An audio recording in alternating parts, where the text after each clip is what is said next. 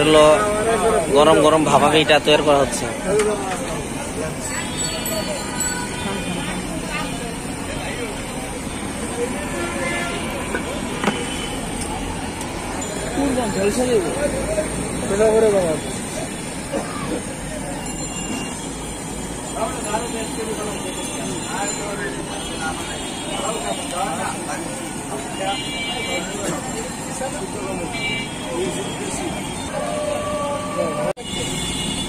আসসালামু আলাইকুম দর্শক, এই যে আমরা বাবা পিঠার দোকানে চলে আসছি।